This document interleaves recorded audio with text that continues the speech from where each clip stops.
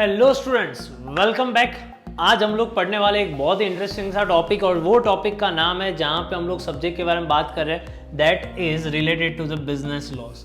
अब जब मैं बात कर रहा हूँ बिजनेस लॉज के बारे में, तो नॉर्मली हमारे दिमाग में बहुत सारे अलग अलग किस्म के क्वेश्चंस आने लगते हैं कि अच्छा बिजनेस लॉ है, कायदे की बात है, तो वो हमने जो मूवी देखी होती है, जॉली एलएलबी देखी होती है, या तो कोई और चीज़ हमने देखी होती है, उसके बारे में हमारे दिमाग में क्या आने लगते हैं, आइडियाज़ आने लगते हैं कि हाँ हमें क्या करना है, हमें वहाँ पे जाके दलील करनी है, हमें ये प्रूव कर देना है, ये कर। सो माय डियर फ्रेंड्स, ऐसा कुछ नहीं करना है हमें। यहाँ पे हमें करना क्या है वो हम लोग समझते हैं। देखो, मेजरली ये सब्जेक्ट को लोग थियरी सब्जेक्ट मान चलते हैं, जैसे कि उन लोग का मैनेजमेंट होता है, जैसे कि आप लोगों का इकोनॉमिक्स होता है। उस तरीके से आपको लगता है कि सर इसके अंदर तो हम अच्छी खासी फेंक देंगे, तो जैसे ही फेंक दिए तो मार्क्स आ जाएंगे।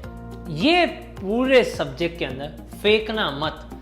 जितना फेंकोगे उतना गोल्ड नहीं मिलेगा आपको। आप नीरज नहीं हो, आपको गोल्ड नहीं मिलेगा।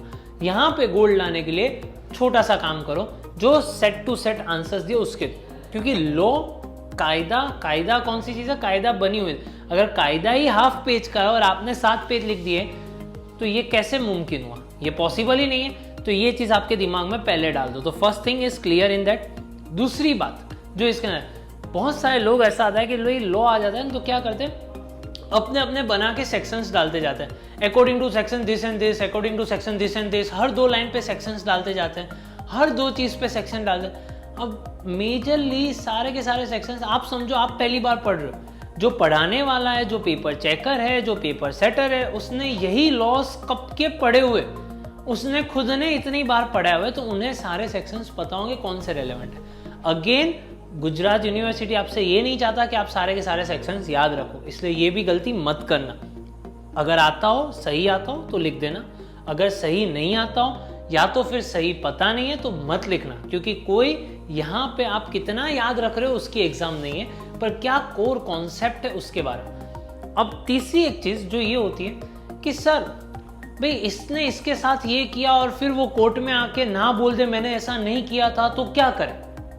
सी, हम लोग ये समझ रहे what was the intention, how the laws are framed, उसकी क्या इफेक्ट होती है, उसके बारे में ये पूरा सब्जेक्ट है। So do not try to think that कि भाई अगर ऐसा कुछ हो गया तो वो सारा काम अलग चीज का है। तो ये दोनों चीज को डिफ्रेंशिएट करो। आज हम लोग पढ़ने बैठे हुए क्या चीज, what is law, how are laws made, what are the exceptions to it, ये इसको कौन कौन सी चीजों को ध्यान रखा हुआ था, उसके बारे में हम लोग बात करें। Now coming back to our topic, इसको 2 पार्ट के अंदर डिवाइड किया हुआ है, क्योंकि सेमेस्टर 5 में भी है और सेमेस्टर 6 में भी है। अब जो सेमेस्टर 5 के अंदर आप लोग को आने वाला है, वो आने वाला है, सबसे पहले अगर हम लोग बात करें तो वो आने वाला है यूनिट नंबर 1 और यूनिट नंबर 2।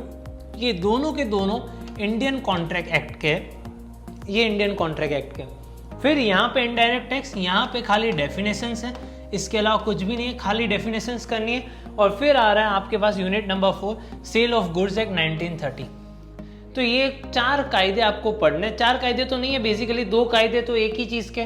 तो unit 1 and unit 2 comprises of Indian contract act, और इनडायरेक्ट टैक्सेस डेफिनेशन आ जाती है, सेल ऑफ गुड्स एक्ट आपका वापस से एक नया एक्ट आ जाता है।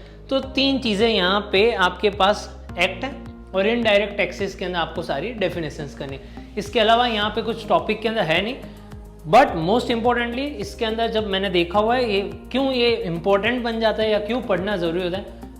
मैं जब पढ़ रहा था, या तो जब मेरे साथ जो लोग पढ़ रहे थे, उन सबकी सबसे बड़ी दिक्कत ये होती है, लॉ समझ में नहीं आता।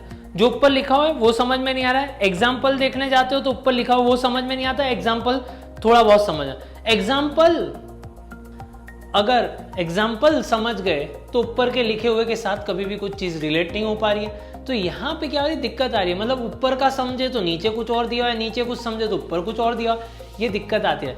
आई कैन गारंटी यू, ये सारे लेक्चर्स देखना, मैं जो जो एग्जाम्पल्स दूँ उस एग्जाम्पल्स को ध्यान से समझना।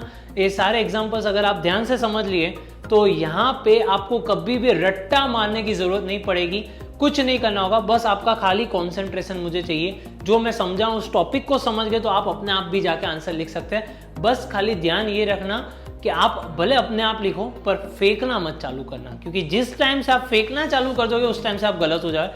जो दिया हुआ है उससे खाली लिखना है हमें, बस ये पूरे सब्जेक्ट के अंदर इतना ध्यान देना है। हम लोग चालू करेंगे सबसे पहले इंडियन कॉन्ट्रैक्ट एक्ट, ये यूनिट नंबर 1 से, और इसके अंदर मैं कुछ क्वेश्चंस आप लोग को दे दूंगा, वही क्वेश्चंस आप लोगों को करने हैं और उसी क्वेश्चन पे आपको फोकस करना है, सो दैट आपका वो टॉपिक भी क्लियर हो जाएगा और एमसीक्यू भी सारे अपने आप इजीली सॉल्व हो जाएंगे। तो अगर आप ऑफलाइन में हो या ऑनलाइन में, उससे कोई फर्क पड़ने वाला नहीं। See you in the lecture, तब तक के लिए bye bye, see you, tata, आओ जो।